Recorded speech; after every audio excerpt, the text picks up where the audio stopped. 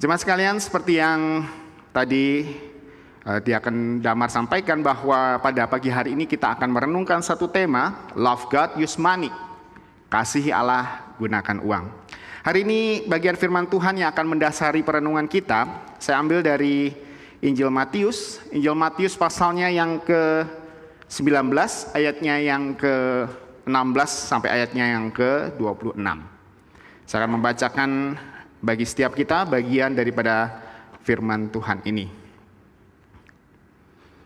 Matius pasal 19 ayatnya yang 16 sampai ayatnya ke-26. Firman Tuhan mengatakan demikian. Adalah seorang datang kepada Yesus dan berkata, "Guru, perbuatan baik apakah yang harus kuperbuat untuk beroleh hidup yang kekal?" Jawab Yesus, "Apakah sebabnya engkau bertanya kepadaku tentang hal yang baik? Hanya satu yang baik. Tetapi jikalau engkau ingin masuk ke dalam hidup, turutilah segala perintah Allah." Kata orang itu kepadanya, "Perintah yang manakah?" Kata Yesus, "Jangan membunuh, jangan berzinah, jangan mencuri, jangan mengucapkan saksi dusta." Ayatnya yang ke-19, "Hormatilah ayah dan ibumu, kasihilah sesamamu manusia seperti dirimu sendiri." Kata orang itu kepadanya, "Semua itu telah kuturuti, apalagi yang masih kurang?" Kata Yesus kepadanya, "Jikalau engkau hendak sempurna, pergilah, jualah segala milikmu, berikanlah kepada orang-orang miskin, maka engkau akan beroleh harta di surga. Kemudian datanglah kemari dan ikutlah aku." Ketika orang muda itu mendengar perkataan itu, pergilah ia dengan sedih, sebab banyak hartanya. Yesus berkata kepada murid-muridnya, "Aku berkata kepadamu, sesungguhnya sukar bagi seorang kaya untuk masuk ke dalam kerajaan surga. Sekali lagi aku berkata kepadamu, lebih mudah seekor unta masuk melalui lubang jarum daripada seorang kaya masuk ke dalam kerajaan Allah." Ketika murid-murid mendengarkan itu, sangat gemparlah mereka dan berkata, "Jika demikian, siapakah yang dapat diselamatkan?" Yesus memandang mereka dan berkata, "Bagi manusia hal ini tidak mungkin, tetapi bagi Allah segala sesuatu mungkin." Demikianlah firman Tuhan. Berbahagialah setiap kita yang merenungkan akan firman-Nya, terlebih lagi yang melakukannya dalam kehidupan sehari-hari. Bapak Ibu sekalian, hari ini katanya Cap Gome. Betul ya? Paling tidak mungkin ini ya, malam Cap Gome katanya ya. Dan Cap Gome itu adalah satu rangkaian daripada perayaan Imlek. Ya. Kita sebagai orang Tionghoa merayakan hari Imlek, kemudian sepanjang 15 hari itu katanya kalau mengatakan kungsi ya, mengucapkan selamat Imlek itu masih boleh. Setelah itu lewat katanya begitu ya. Nggak boleh kasih angpau lagi ya. Kalau kasih ke saya boleh lah ya. Bapak Ibu sekalian, dan kita bersyukur ya, sejak reformasi kita sebagai orang Tionghoa boleh merayakan Imlek. Ya. Bahkan orang yang bukan keturunan Tionghoa pun ikut merayakannya. Beberapa waktu yang lalu saya melihat di dalam tayangan di YouTube ya, saya jarang nonton TV, sekarang lebih banyak lihat di YouTube. Presiden kita pun ikut merayakan Imlek. Ya.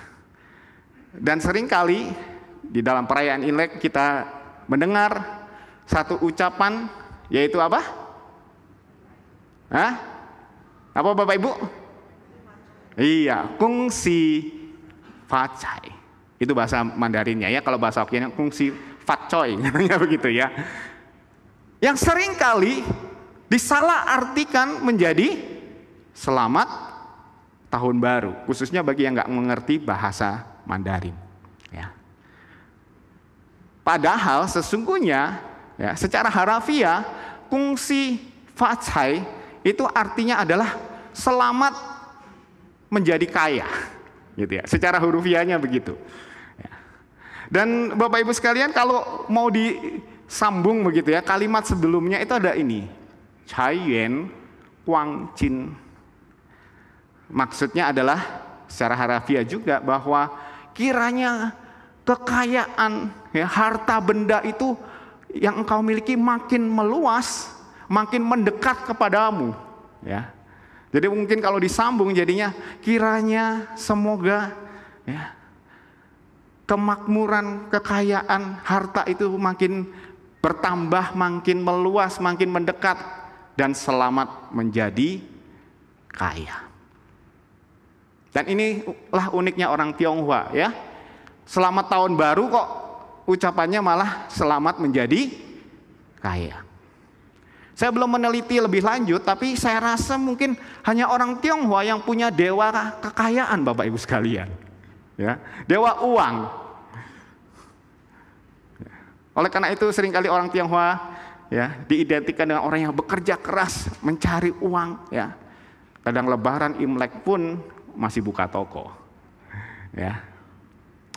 Dan Bapak Ibu sekalian, berbicara soal uang, tentunya setiap kita memerlukan uang. Minggu yang lalu Pendeta Agus Gunawan sudah menjelaskan kepada kita bahwa setiap manusia itu memerlukan uang. Bahkan gereja, pelayanan memerlukan uang. Benar bukan? Ya. Gereja membuka, ya, sekarang sudah pakai QR code, ya, untuk persembahan, kotak persembahan, ya, amplop persembahan. Karena untuk pelayanan kita memerlukan uang. Dan Bapak Ibu sekalian, sesungguhnya bukankah memiliki uang menjadi kaya itu bukan masalah, ya. Jadi punya uang menjadi kaya bukanlah masalah. Tetapi Rasul Paulus mengingatkan kepada kita di dalam 1 Timotius pasal 6 ayat yang ke-10. Karena akar daripada segala kejahatan adalah cinta uang. Cinta uanglah yang menjadi masalahnya. Karena cinta uang orang menjadi tamak. Cinta uang menyebabkan orang melakukan apapun, segala macam, segala cara untuk mendapatkan uang. Orang menipu, ya, melukai orang lain, bahkan membunuh hanya karena untuk mendapatkan uang. Dan caranya makin canggih, Bapak Ibu sekalian, ya. Ada yang belakangan itu katanya lewat WhatsApp, ya. Hati-hati jangan ditekan kalau ada APK, katanya begitu, ya. Ada yang bilang sampai WA-nya disetting, nggak bisa buka APK. Ya.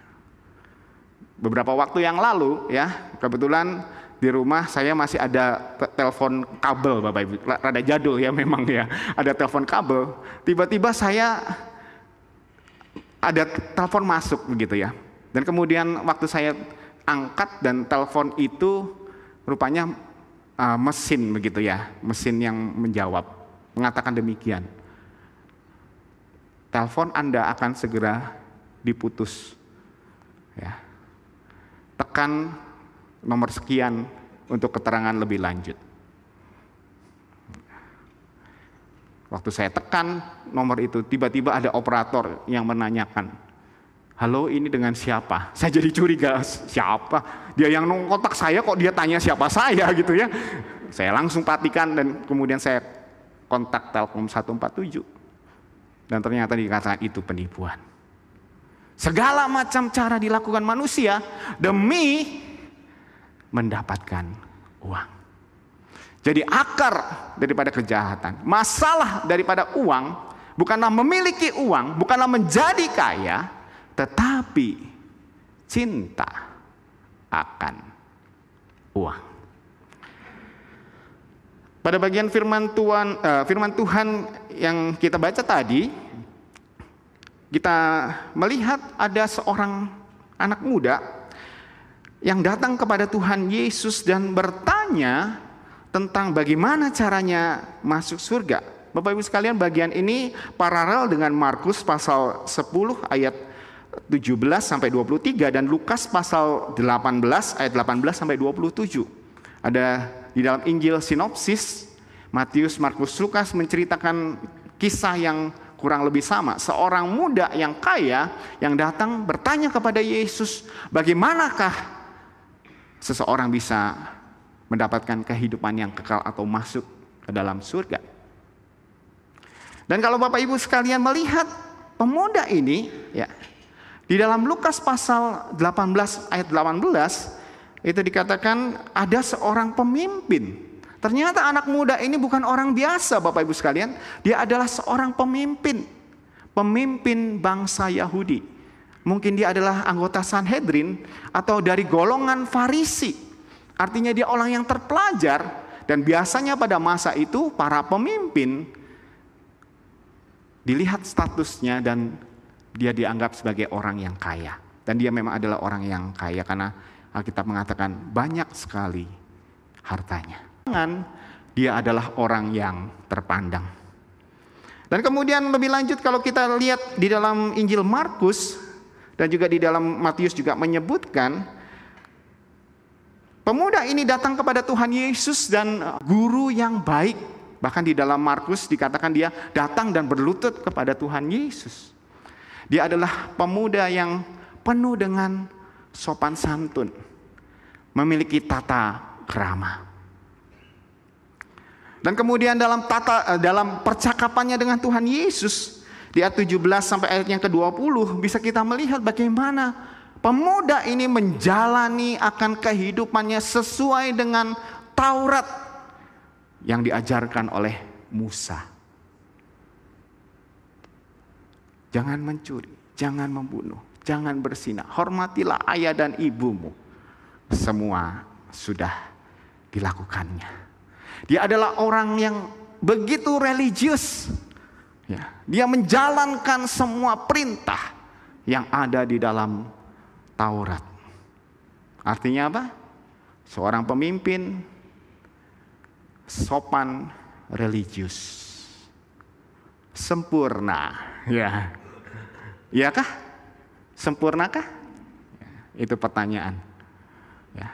Mungkin kalau pemuda itu tinggal atau hidup di zaman ini, dia adalah suami yang ideal, ya. Leader, sopan, soleh lagi, ya. Idaman para mertua. Namun pertanyaannya, apakah dia sempurna? Dia sendiri yang bertanya kepada Tuhan Yesus. Semuanya sudah aku lakukan. Adakah yang masih kurang? Menanggapi jawaban itu, Tuhan Yesus menantang kepada pemuda itu. Tuhan Yesus berkata, jika engkau hendak sempurna, pergilah, jualah segala milikmu dan berikanlah kepada orang miskin. Maka engkau akan beroleh harta di surga. Kemudian datanglah kemari dan ikutlah aku. Sesungguhnya tantangan Tuhan Yesus ini adalah sebuah ujian bagi pemuda itu. Ujian bagi hatinya. Apakah dia mengasihi uang harta yang dia miliki? Ya. Dan dia mau meninggalkan itu semua dan dia memilih mengikuti Yesus sebagai tanda bahwa ia cinta kepada Yesus. Menanggapi akan tantangan daripada Tuhan Yesus, kita boleh melihat inilah respon daripada pemuda itu. Dikatakan ketika orang muda itu mendengar perkataan itu, pergilah dia dengan sedih. Sebab apa? Sebab banyak hartanya. Sekalipun dia seorang pemimpin daripada umat Tuhan, sekalipun dia orang yang sopan, artinya bisa diterima oleh masyarakat, Bahkan dia orang yang religius, melakukan segala perintah Tuhan. Namun rupanya ketika dia diuji, hatinya tetap mengasihi akan uang, akan harta yang dimilikinya. Oleh karena itulah kemudian Tuhan Yesus berkata, "Aku berkata kepadamu, sesungguhnya sukar sekali bagi seorang kaya untuk masuk ke dalam kerajaan surga. Sekali lagi aku berkata kepadamu, lebih mudah seekor unta untuk masuk melalui lubang jarum daripada seorang kaya masuk ke dalam kerajaan Allah." Melihat respon pemuda yang kaya itu, ya, yang seolah-olah sudah berhasil melakukan segala sesuatu, tapi dia gagal mengasihi Tuhan dengan memberikan hartanya, ya, menjual hartanya dan memberikannya kepada orang miskin. Tuhan Yesus berkata perkataan ini. Apa makna daripada perkataan ini, Bapak Ibu sekalian? Apa maksudnya unta masuk ke dalam lubang jarum? Kita mungkin sudah belajar banyak hal tentang bagian ini, ya. Ada yang menafsirkan bahwa lubang jarum itu sebenarnya itu adalah sebuah gerbang, begitu ya, di gerbang kota pada zaman itu, ya, di mana ketika orang-orang dari luar kota mau masuk ke dalam kota, ya, karena gerbang kota yang paling besar itu sudah ditutup, mereka harus karena sudah malam, begitu ya, mereka harus melewati satu gerbang yang lebih kecil, ya. Dan supaya unta bisa masuk ke dalamnya, para pedagang yang membawa dagangan itu harus menurunkan dagangannya, dan unta itu mungkin harus menunduk supaya bisa masuk melewati lubang jarum itu. Gerbang itu maksud saya. Dan gerbang itu disebut dengan lubang jarum. Namun demikian ada yang mengatakan, oh enggak, ini hiperbola, ya. Ini adalah gaya bahasa hiperbola, gaya bahasa yang melebih-lebihkan, ya. Bayangin unta yang besar dibandingkan dengan jarum yang kecil. Bagaimana mungkin unta yang besar itu masuk melewati lubang jarum? Sebuah ketidakmungkinan, kemustahilan. Saya lebih memilih tafsiran yang terakhir, karena dari penelitian ternyata gerbang yang disebut dengan lubang jarum itu ada setelah sekitar abad ke-6 Masehi. Artinya setelah Tuhan Yesus menyampaikan berita ini. Jadi sesungguhnya Tuhan Yesus ingin mengatakan kepada kita, ini adalah seolah-olah ada kemustahilan bagi orang yang kaya, bagi orang yang mempunyai uang untuk bisa masuk kerajaan Allah. Apakah itu maknanya? Orang kaya sukar masuk ke dalam kerajaan surga. Bapak Ibu, saya mencoba merenungkan bagian firman Tuhan ini. Apa maknanya? Mengapa Tuhan Yesus mengatakan hal ini ketika pemuda itu pergi meninggalkan dia karena lebih memilih hartanya daripada memilih Tuhan Yesus? Dalam pergumulan itu, dalam perenungan saya itu, saya melihat bahwa sesungguhnya pilihan untuk mengasihi Allah dan mengasihi uang, bukankah itu adalah pergumulan yang selalu kita hadapi dalam kehidupan kita sehari-hari? Memilih mencintai Allah atau mencintai uang. Izinkan saya menceritakan kisah saya gitu ya, kisah sebuah dompet. Ketika saya masih seorang penginjil, saya pernah mengikuti sebuah pelatihan, ya, pelatihan kepemimpinan. Pelatihan itu agak semi militernya begitu ya, ada suruh ikut perintah daripada komandan dan yang lain-lain. Sebagian rekan-rekan juga ada yang ikut pelatihan ini. Dan di dalam sebuah sesi, ya, seorang pembicara bertanya kepada kami, siapakah yang mencintai Tuhan? Ya, rata-rata yang ikut itu adalah pemimpin dan hamba Tuhan. Ya, Pastinya semua akan menjawab, ya, semua angkat tangan. Siapa yang cinta Tuhan? Semua angkat tangan. Setelah dia bertanya demikian, kemudian dia berkata selanjutnya, sekarang coba cari barang apa yang paling berharga yang kalian bawa. Wah, hati saya mulai gak enak nih ya. Ada apa ini ya? Kemudian saya coba cari-cari barang apa ya yang berharga waktu itu saya bawa. Ketika saya cari-cari, karena memang gak boleh banyak bawa barang terlalu banyak, yang saya ada adalah dompet saya waktu itu. Kemudian dia berkata, pegang barang yang Anda miliki. Wah, dipegang. Kemudian setelah itu dia berkata, sudah dipegang? Ini yang paling berharga? Sudah betul? Ya. Kumpulkan ke depan. Ya. Berikan itu sebagai yang terbaik bagi Tuhan. Wah, semua mengumpulkan barang-barangnya di depan. Dan kemudian pembicara ini selanjutnya berkata, sungguh ini barang yang berharga bagi Tuhan? Semuanya mengangguk.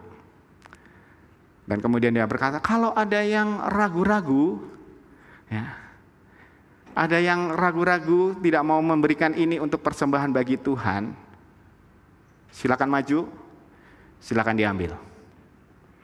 Ya. Jangan ulangi sekali lagi, siapa yang mau ragu-ragu silakan maju dan diambil. Saya mulai berpikir, ambil enggak, ambil enggak. Ya. Tadi udah hati nggak enak ya, sekarang saya disuruh milih gitu, ambil enggak, ambil enggak. Otak saya mulai berasionalisasi, Bapak Ibu. Dompet isinya surat-surat, ada SIM, KTP, wah, dan segala macam ya. Wah, ini barang penting buat saya ya. Wah, harus ngurusin gini, repot ya, ribet ya. Surat kehilangan gini. Ya udahlah, saya maju, saya ambil.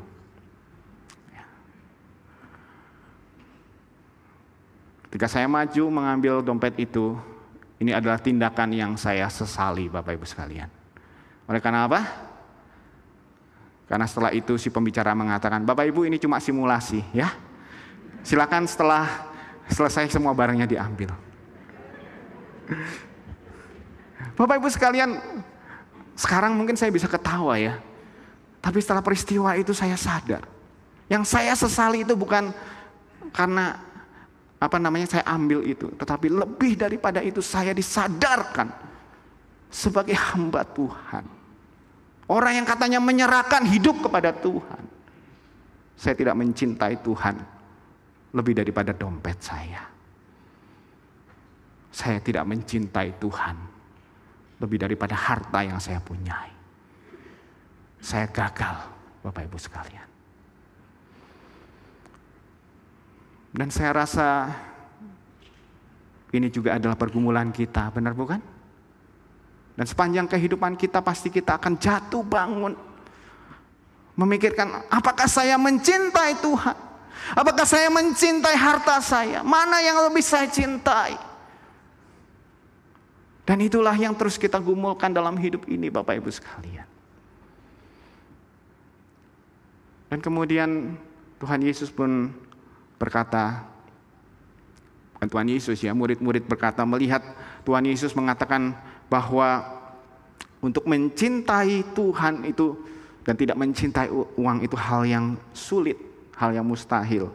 Murid-murid berkata, jika demikian siapakah yang dapat diselamatkan? Ya. Kemudian Tuhan Yesus menjawab, bagi manusia tidak ada yang mungkin, ya.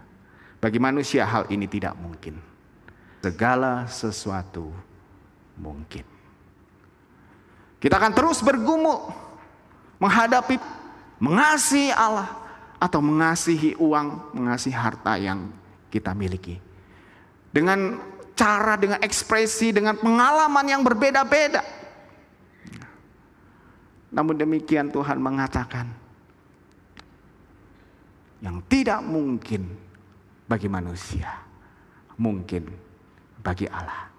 Ada satu harapan, bahwa kita bisa untuk mengasihi Allah. Kita tidak mencintai uang, lebih daripada mengasihi Allah. Poel sebelumnya, kamu bisa. Ya.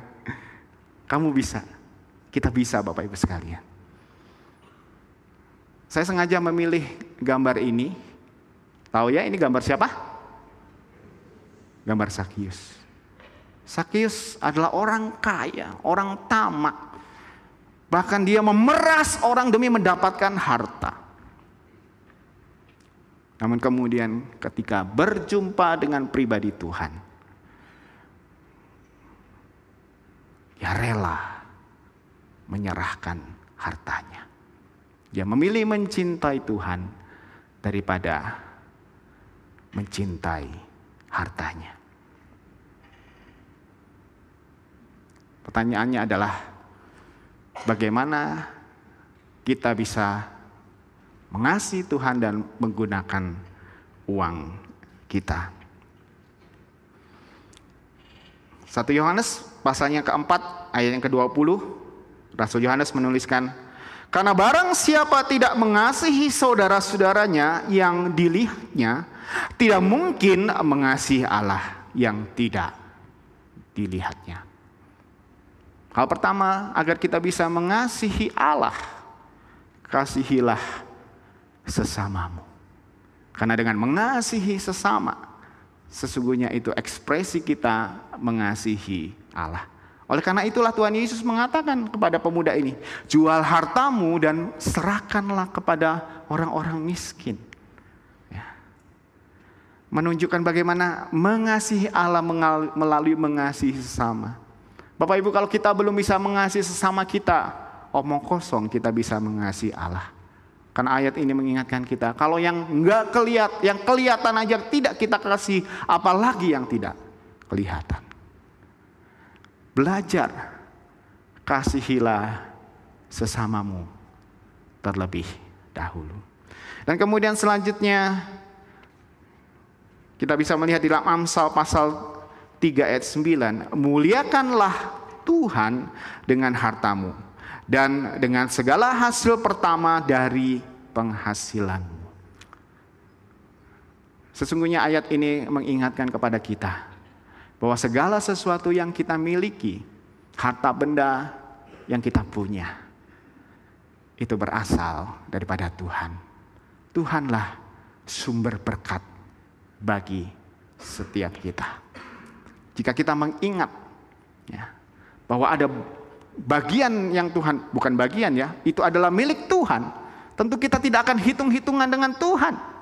Ya, kita tidak akan hitung-hitungan dengan Tuhan. Karena kita tahu segala sesuatu yang kita miliki itu adalah milik Tuhan. Nah selanjutnya Rasul Paulus juga mengingatkan kepada kita. Kukatakan ini bukanlah karena kekurangan, sebab aku telah belajar mencukupkan diri dalam segala keadaan. Aku tahu apa itu kekurangan dan aku tahu apa itu kelebihan. Rasul Paulus dalam segala pelayanannya, dia tahu pernah bagaimana merasakan hidup yang cukup, tapi juga dia dalam kelebihan dan juga pernah dalam kekurangan. Namun dalam kelebihan ataupun di dalam kekurangan, dia berusaha mencukupkan diri. Karena mencukupkan diri adalah tanda syukur dan berserah. Bapak Ibu sekalian, apa sih masalah orang modern? Masalah orang modern itu, income kita itu nambahnya lambat. Gaya hidup kita nambahnya cepat. Betul bukan? Ya. Seringkali ya, yang paling repot itu sebenarnya kelas menengah ya Bapak Ibu ya. Baru kita makan enak gitu ya. Baru kita mau nikmati. Inflasi. Uangnya sudah gak cukup. Tetapi bagian firman Tuhan ini mengingatkan kepada kita. Rasa cukup, bersyukur dan berserah kepada Tuhan. Itulah cara kita menggunakan uang karena kita mengasihi Tuhan. Kita tahu bahwa segala sesuatu yang kita miliki berasal dari Tuhan. Saya rasa kita tidak asing dengan benda ini. Ya. Nggak cuma bendanya tapi mereknya, ya. Colgate. Dan mungkin Bapak Ibu juga pernah pakai. Ya. Bapak Ibu sekalian, Colgate itu merek ya. Barangnya pasta gigi, ya. Colgate ini diproduksi oleh sebuah perusahaan yang namanya juga Colgate, yang didirikan oleh seorang yang bernama William Colgate. Ya. Hidup di tahun 1783 sampai 1857. Ya. Siapakah Colgate ini? Colgate ini adalah anak petani yang migrasi dari ayahnya ya. Ayahnya itu migrasi dari Inggris ke Amerika. Ya, di Amerika ayahnya bertani ya, dan kemudian dia melihat dia bisa belajar untuk membuat sabun dan lilin. Dan kemudian ketika dia belajar membuat sabun dan lilin, dia berpikir dia memulai sebuah usaha untuk membuat sabun. Ya. Dalam dia merintis usaha itu, ada seorang rekan Kristen yang berkata kepada dia, berkata demikian, berikanlah hatimu bagi Tuhan, berikanlah kepada Tuhan apa yang menjadi miliknya. Kemudian lebih lanjut dia berkata, buatlah sabun dengan jujur, berikanlah persembahanmu dengan jujur. Mungkin satu saat kamu akan menjadi pembuat sabun ternama di New York. Dan Bapak Ibu sekalian, William Colgate mendengarkan nasihat temannya. Ketika dia mendapatkan penghasilan yang pertama, buah sulungnya dia persembahkan kepada Tuhan. Dan dalam setiap keuntungannya dia tidak lupa menyisihkannya. Bahkan dia juga memberikan perpuluhan, telah menyiapkan perpuluhan dari setiap hasil keuntungannya. Dan kemudian dia mulai membuka sekolah, ya, membuka panti asuhan, bahkan universitas yang disebut dengan Universitas Colgate. Zaman dulu belum ada CSR, ya, Corporate Social Responsibility, tanggung jawab sosial perusahaan. William Colgate sudah memulainya. Dia melakukan itu semua. Ya. Bahkan kemudian ketika penghasilannya lebih banyak lagi, dia tidak hanya memberikan 10% daripada penghasilannya, bahkan lebih daripada itu. Mengapa demikian Bapak Ibu sekalian? Karena Colgate mengasihi Tuhan. Dan melalui harta yang Tuhan berikan kepadanya, dia ingin memuliakan Tuhan. Dengan harta yang dia miliki, dia memuliakan Tuhan.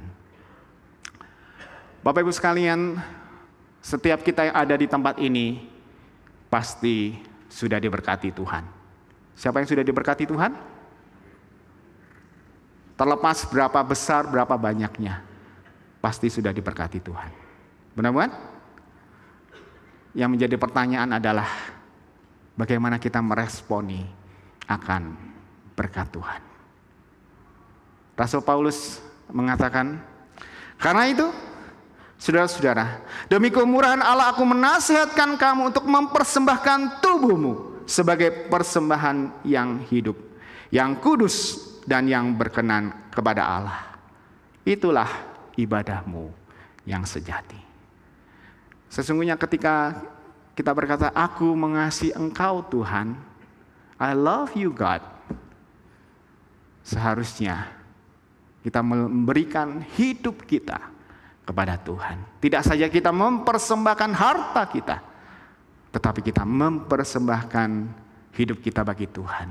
Karena itu adalah penyembahan kita yang sesungguhnya bagi Allah. Maukah kita mengasihi Tuhan?